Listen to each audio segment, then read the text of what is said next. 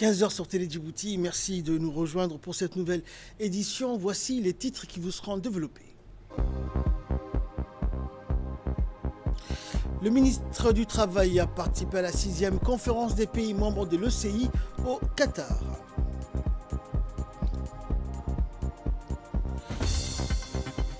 Et poursuite des recherches des corps des otages israéliens à Gaza, tandis que Witkoff visite la région. Voilà pour les titres, bonjour à tous.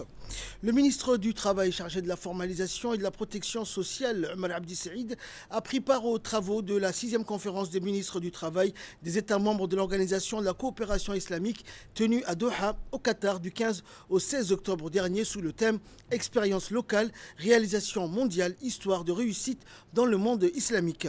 Les discussions ont porté sur le renforcement de la coopération entre les pays membres dans le domaine de l'emploi, du développement des compétences et de la promotion du travail récent. À l'issue des travaux, les ministres ont adopté une série de résolutions visant à encourager le partage d'expériences nationales réussies, à renforcer le rôle du centre du travail de l'ECI et à soutenir la mise en œuvre de programmes conjoints en matière de formation, d'entrepreneuriat et de protection des travailleurs. En marge de la conférence, le ministre Omar Abdi s'est entretenu avec le directeur général Centre du travail de l'ECI. Les échanges ont porté sur les perspectives de coopération entre Djibouti et le centre, notamment en matière de renforcement des capacités institutionnelles, de formation professionnelle. Enfin, le ministre a réaffirmé le soutien indéfectible de Djibouti au peuple palestinien, saluant le rôle du Qatar dans la facilitation du cessez-le-feu et réitérant l'attachement de son pays à la solution à 2 États avec Jérusalem-Est comme capitale de l'État de Palestine. Dans le prolongement des activités de la journée, la délégation du ministère de la Santé a effectué une visite à l'école d'Enguela, accueillie avec une vive ferveur pour les hauts cadres du MENFOP, enseignants, les élèves et leurs familles. L'événement a débuté dans une ambiance chaleureuse, rythmée par des chants, des danses et des représentations théâtrales préparées par les chants autour du thème essentiel du lavage des mains. Ces instants de créativité ont servi de vecteurs puissants pour sensibiliser à l'importance des gestes d'hygiène au quotidien. Des ateliers pratiques ont ensuite permis aux élèves de s'exercer aux techniques de lavage des mains, renforçant ainsi leur compréhension des mesures préventives. Les responsables de l'établissement ont salué cette initiative du ministère, soulignant la qualité de la collaboration et renouvelant leur volonté de faire de l'école un espace actif de promotion de la santé et de l'hygiène. Cette journée illustre parfaitement le rôle fondamental des écoles dans l'éducation à la santé. Ensemble, nous continuerons à former des enfants conscients et engagés, véritables ambassadeurs du lavage des mains, a affirmé un des enseignants.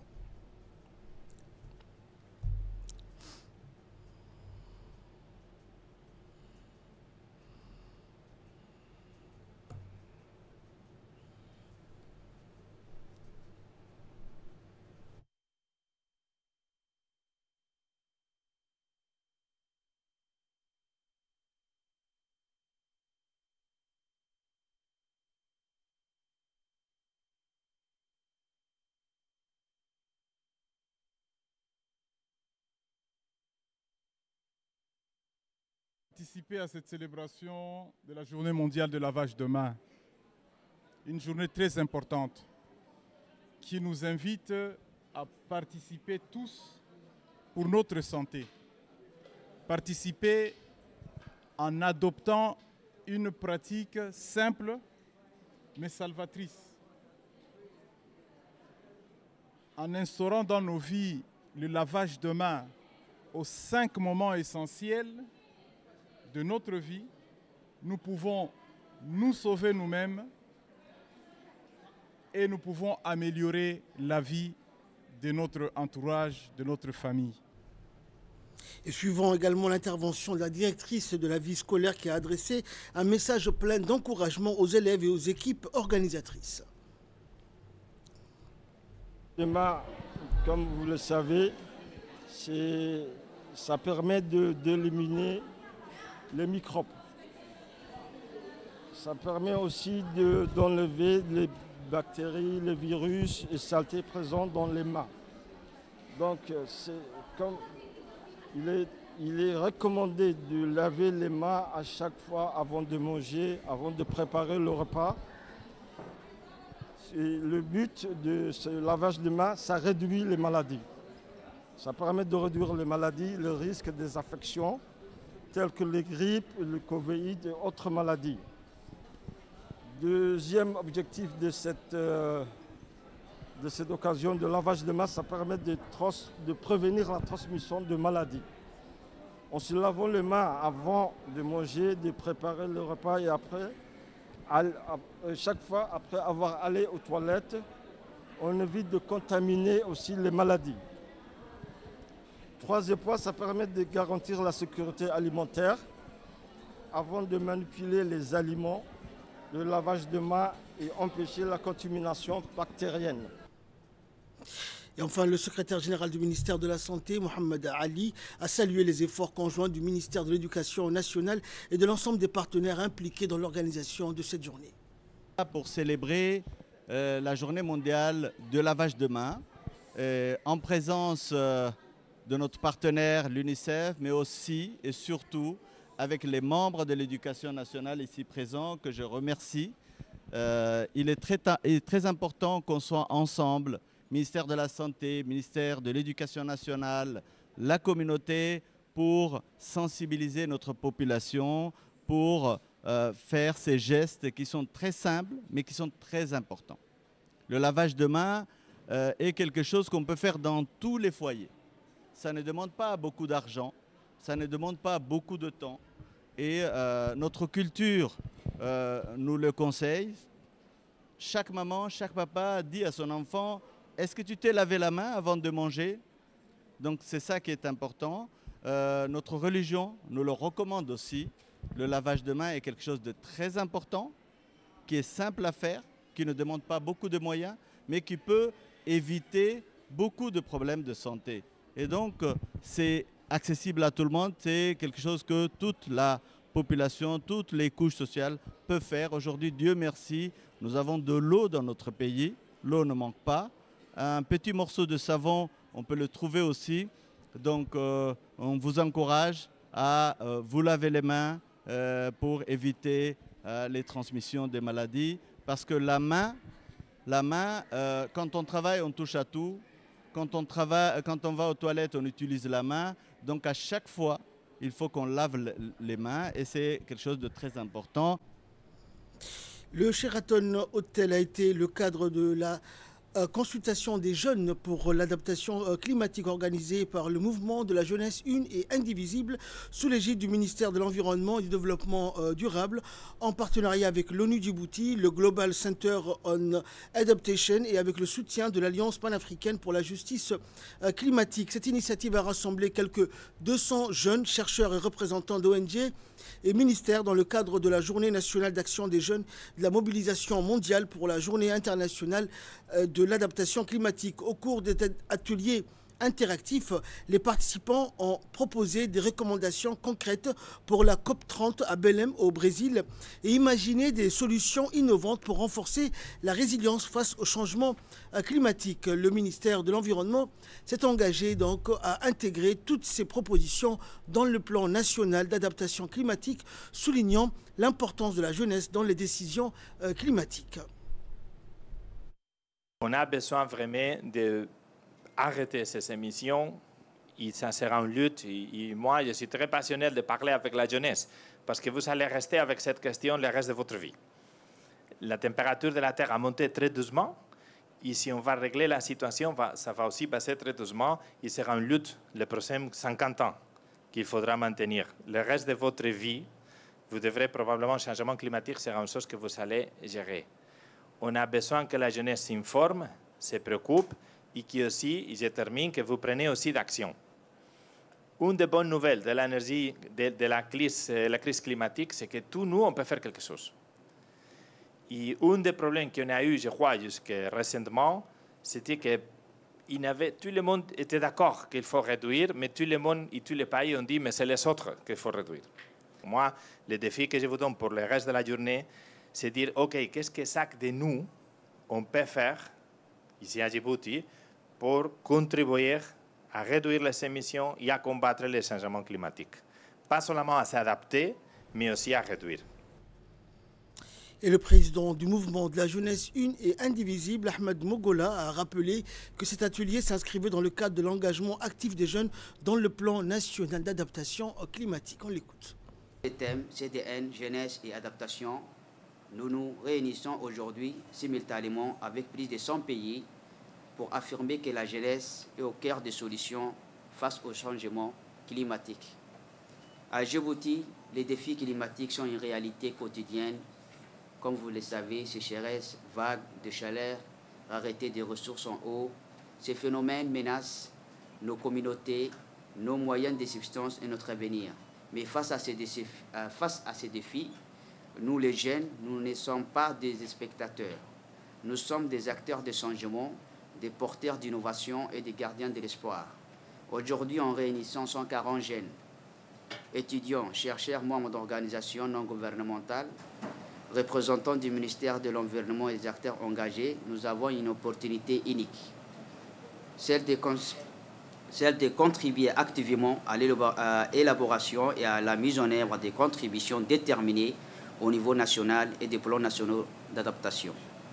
Ensemble, nous avons une mission, une seule mission, mobiliser et responsabiliser la jeunesse djiboutienne pour qu'elle devienne une force motrice dans l'élaboration et la mise en œuvre des contributions déterminées au niveau national et des plans nationaux d'adaptation. Ce matin, nous organisons cette consultation avec vous les jeunes sur l'adaptation climatique afin de partager vos priorités, vos défis et vos solutions locales. L'adaptation climatique doit être une priorité et la voix des jeunes doit être entendue. Nous comptons sur votre contribution pour soumettre et partager vos solutions d'adaptation climatique. Cette journée est la vôtre car l'adaptation climatique commence avec vous.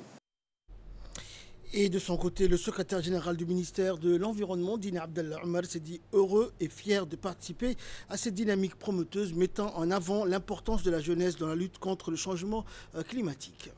Cette journée s'inscrit dans une mobilisation mondiale dans plus de 100 pays, marque une étape décisive dans notre engagement collectif pour un avenir résilient face aux défis climatiques. Djibouti, comme beaucoup de pays arides, est en première ligne des impacts du changement climatique. En effet, le changement climatique est une réalité pressante qui exige une action concertée. Face à ces défis, notre pays s'est engagé à travers ses contributions déterminées au niveau national et ses plans nationaux d'adaptation à renforcer la résilience de nos communautés face aux impacts du changement climatique tout en promouvant un développement durable. Notre contribution déterminée au niveau national, révisée en 2023, met l'accent sur des mesures concrètes pour renforcer la résilience climatique. Mais aujourd'hui, c'est à vous, les 140 jeunes réunis ici, que nous confions une mobilisation, une mission essentielle. Faire entendre votre voix et vos solutions pour façonner ces engagements. Sous le thème CDN, jeunesse et adaptation, cette consultation est une opportunité unique pour vous apporter des idées novatrices, de valoriser vos initiatives locales et de formuler des recommandations concrètes qui seront portées jusqu'à la COP30 à Belém au Brésil. Votre créativité et votre dynamisme sont les moteurs puissants pour transformer les effets climatiques en opportunités de développement, d'emploi et de prospérité pour tous. Le plan national d'adaptation que le ministère de l'Environnement est en train de préparer complète ces efforts en identifiant des stratégies spécifiques pour renforcer la résilience des secteurs clés tels que l'agriculture, la pêche, la santé et les infrastructures.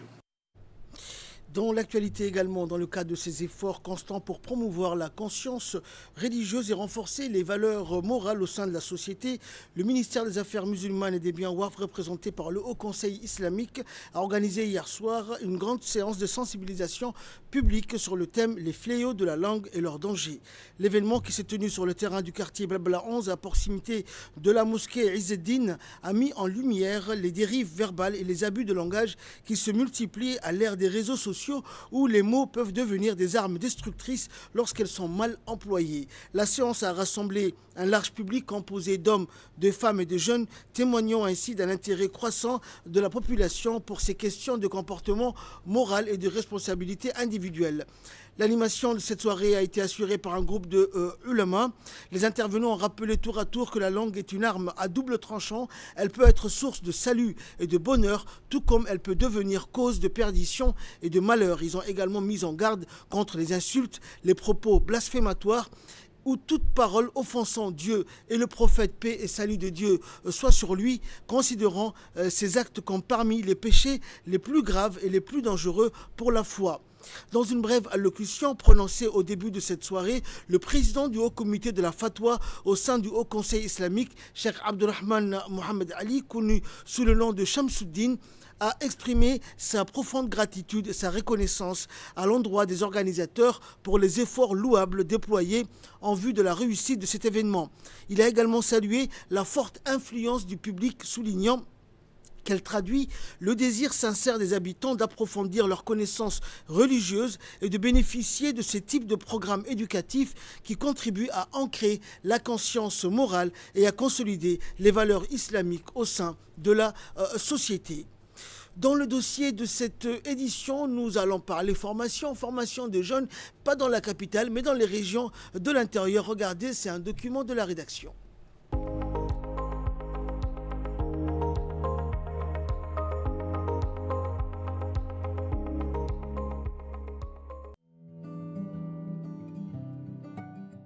Former sa jeunesse aux métiers clés du territoire. C'est tout l'objectif du projet intitulé « Formation professionnelle qualifiante » à l'intention des jeunes des régions de l'intérieur.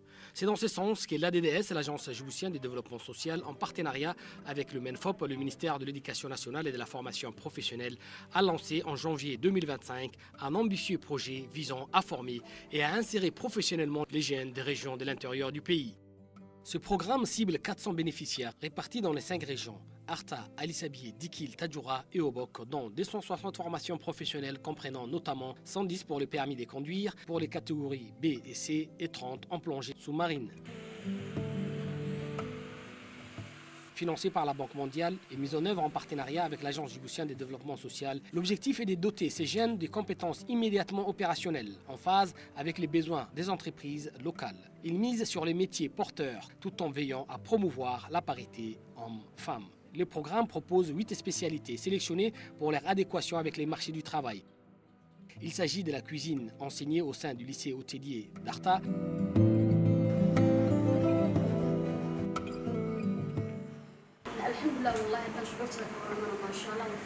Je suis vraiment satisfaite de ma participation à cette formation. Après l'obtention de mon baccalauréat, l'ADDS nous a approchés et appuyés pour que nous apprenions la cuisine. Aujourd'hui, je suis prête à intégrer le marché du travail et à aider ma famille. De l'électricité et de l'informatique pour toutes les régions, mais aussi des formations en froid et climatisation pour Ali Sabié et Dikil. Je viens ici pour prendre quelque chose, un venir pour faire en entreprise. Et après, on vient ici raisonner sur les pistes chaque jour pour prendre quelque chose. Voilà, nous aider à l'ADDS de faire cette formation. Des modules sur la mécanique automobile à Ali Sabié, Dikil et Tadjoura, ainsi qu'Obok. La conduite d'engins, la mécanique marine et la plomberie étaient également au programme de cette large formation dispensée en fonction des besoins et des spécificités de chaque région. Et maintenant que nous avions fini cette formation, je peux me débrouiller n'importe où en ce qui concerne la conduite du chariot. Je peux conduire n'importe où et comment lever, je peux le conduire et je suis apte à chercher mon boulot dans tous les... là où on peut trouver les chariots.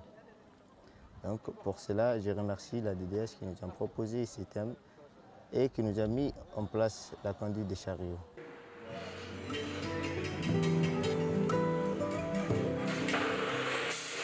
Durant 4 mois, ces apprentissages ont alterné théorie et pratique avec un volume hebdomadaire des 10 heures. Pour garantir l'efficacité des enseignements, la DDS et le MENFOP ont opté pour une approche résolument pratique. Moins de théorie et 80% du temps en atelier.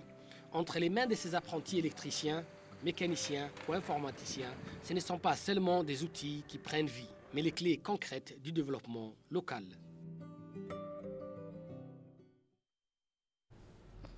Il est le conseil régional de Tadjoura a créé une direction de la voirie pour renforcer la gestion des déchets et l'entretien des espaces publics. Le conseil régional a tenu la 3e session ordinaire de l'Assemblée générale. À l'ordre du jour, une décision majeure qui a été votée et adoptée, la création officielle de la direction de la voirie de Tadjoura, DVT.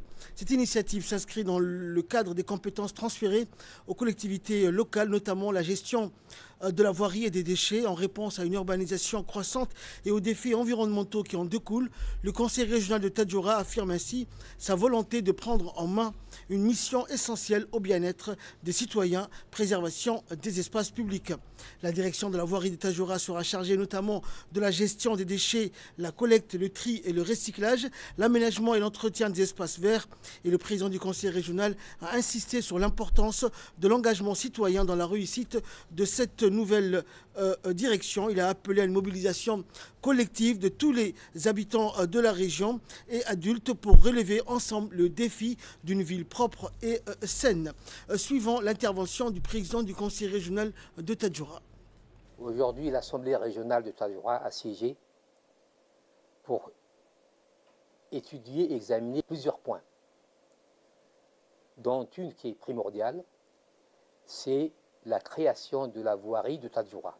Actuellement, nous avons été aidés par nos partenaires, par le ministère des Affaires sociales, qui nous a aidés pour cette création. Et le conseil régional de Tadjoura veut prendre en main la gestion de la voirie. C'est avec la collaboration de la population, en misant surtout beaucoup sur les femmes qui ont déjà travaillé dans ce domaine. Là, nous allons renforcer leur structure et mettre en place une nouvelle structure qui va englober tous les quartiers à l'unanimité. La voirie, c'est une prérogative du conseil régional mis en place par son Excellence le Président de la République. C'est un des transferts de compétences qui revient au conseil régional. Dans l'arrêté régional que nous avons aujourd'hui adopté, une direction de voirie est créée dans lequel nous avons 3 services. Le service de gestion de déchets, le service de tri et de recyclage, le service d'embellissement et d'espace vert. Les collectes de déchets ne vont pas simplement s'arrêter à Tadjoura, parce que aussi nous envisageons, une fois que les tris sont effectués au niveau de notre base de déchets à Tadjoura, et ces plastiques triés vont être destinés pour Oboko. Et ces déchets vont renforcer cette usine pour qu'ils aient plus la capacité d'augmenter la quantité de leurs pavés. Les Obokois et les Tadjouriens mieux travailler dans le domaine du déchet. Tout ceci, c'est pour améliorer les conditions de vie de la population de Tadjoura. Et direction Obok à présent, où le conseil régional d'Obok et l'UNICEF ont procédé dans les locaux du conseil régional à la signature d'une convention de partenariat stratégique visant à renforcer la coopération en faveur du développement social, éducatif et sanitaire dans la région d'Obok. La cérémonie s'est déroulée en présence du préfet de la région d'Obok, du président du conseil régional ainsi que de cadres régionaux, locaux et des organisations de la société civile. Au cours de la journée, le secrétaire général du conseil régional a présenté le bilan des activités été réalisés dans le cadre des PTBA ou conventions de partenariat stratégique 2023-2024, mettant en lumière les progrès accomplis dans le domaine de l'hydraulique, de l'état civil, de la santé et de l'éducation.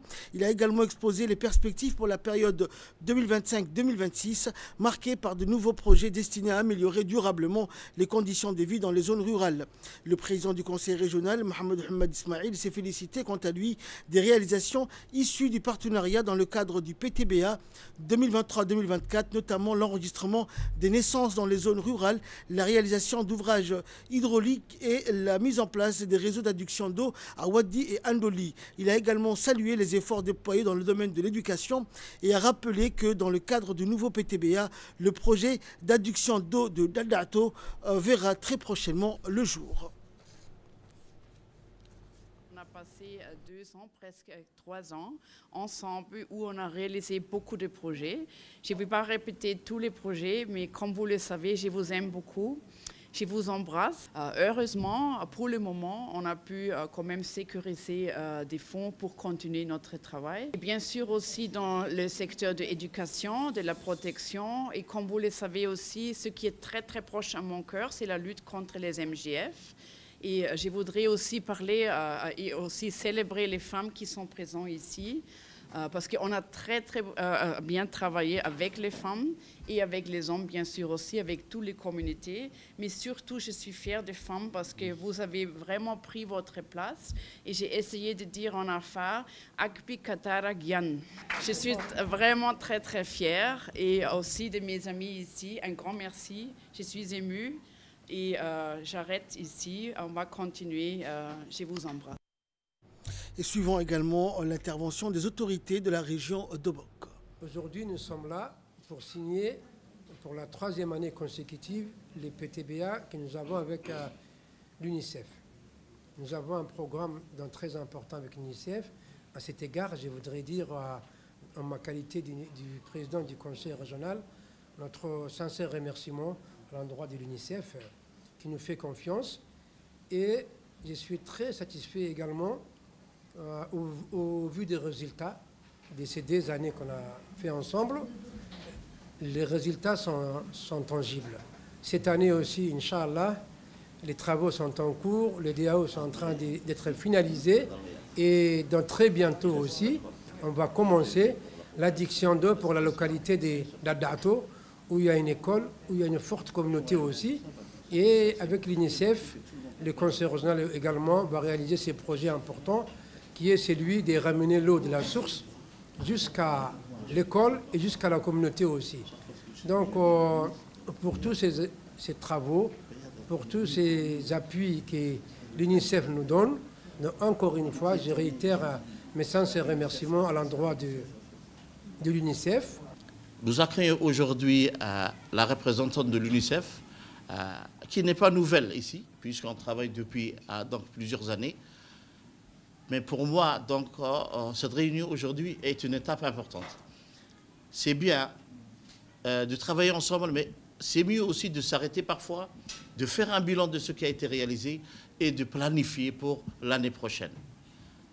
Donc, avec l'UNICEF, depuis 2 ans et demi déjà, et surtout avec l'arrivée de Béat, beaucoup de choses ont été réalisées. Surtout dans le domaine de l'eau, de l'hygiène et dans le cadre aussi de la santé, surtout la malnutrition des enfants. Le travail a été bien fait, tellement bien fait que maintenant j'ai sur le dos plusieurs régions qui me demandent, et nous, quand est-ce qu'on va avoir ça? Tel que Dadato, où nous avons été, donc, qui réclament donc l'adduction de l'eau. Ils ont l'eau, mais voilà, il y a l'eau et le village, donc il nous reste à faire l'adduction. Mais tout le monde réclame le même modèle qu'un Doli. Un Doli a très bien marché. Que maintenant j'ai Dadato qui demande, et surtout Bissouduru. Je vous remercie tous, parce que c'est tous ensemble qu'on peut faire progresser les choses. Ce n'est pas seulement l'UNICEF, ni seulement la préfecture, ni seulement le conseil régional, mais c'est ensemble. C'est ensemble qu'on peut faire avancer les choses et c'est ensemble qu'on peut construire Hayou. La sous-direction régionale du MJC de Tadjoura a organisé un captivant atelier de sensibilisation dédié à la lutte contre la violence basée sur le genre. Et dès le début de cette journée, avec le partenariat de l'association Talosané, et l'atelier s'est révélé être un moment mémorable animé avec passion par des jeunes filles et des jeunes garçons. L'ouverture de l'événement a été marquée par un mot de bienvenue du sous-directeur du MJC qui a salué l'engagement de tous les participants. Elle a également tenu à remercier la ministre de la Jeunesse et de la Culture, ainsi que le président du conseil régional de Tadjoura. Et la sous-directeur régionale de Tadjoura, Saïd Boura, a rappelé l'importance de cette responsabilité envers la jeunesse de Tadjoura. Il a souligné que cet engagement se manifeste sous l'autorité bienveillante de la ministre de la Jeunesse et de la Culture.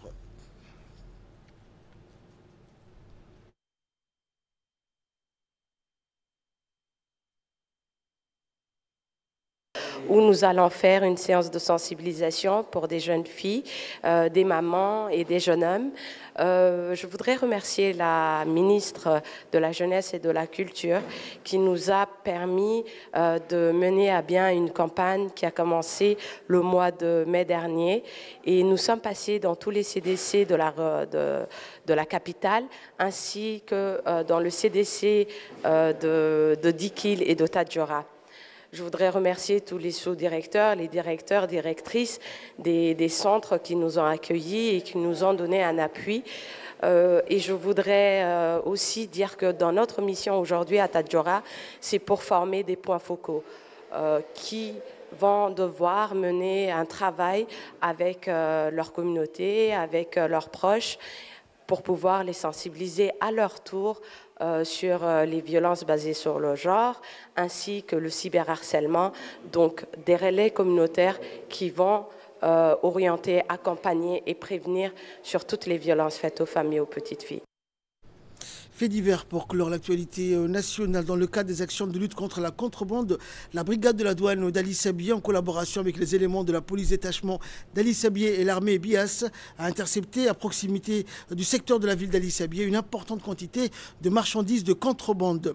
La marchandise saisie à cette occasion est estimée au poids total à 3500 kg de khat que les contrebandiers voulaient acheminer vers la capitale. Et selon la procédure standard en vigueur, cette quantité a été détruite sur place en présence du chef de la brigade de la douane d'Ali Sabié, Mohamed Moumin Hassan. Pour rappel, chaque semaine, des quantités énormes de khat de contrebande non autorisées à importer et à vendre dans les marchés nationaux sont saisies et brûlées par les corps en uniforme de la région d'Ali Sabié.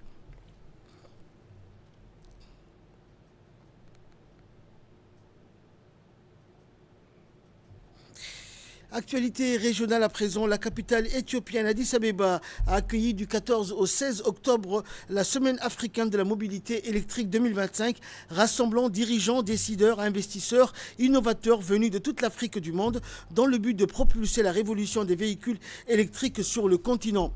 L'événement a mis l'accent sur la transition vers un transport plus propre et durable à travers des discussions sur les politiques et réglementations favorables aux véhicules électriques, les mécanismes de financement, les modèles commerciaux, les innovants, ainsi que l'importance d'une transition équitable vers la mobilité durable. Cet événement constitue une plateforme clé pour renforcer la coopération entre gouvernements, start-up et organisations internationales afin d'assurer une transition réussie vers une mobilité électrique durable à travers toute l'Afrique. Le Koweït a accueilli les 15 et 16 octobre dernier la réunion des experts du Forum mondial de lutte contre le terrorisme organisé sous le thème « Renforcer la coopération judiciaire internationale et le traitement des preuves dans les affaires de terrorisme ». L'événement, co-présidé par le Koweït et la République du Kenya, s'inscrivait dans le cadre du groupe de travail sur l'Afrique de l'Est du Forum, réunissant 49 représentants issus de 27 pays et organisations internationales.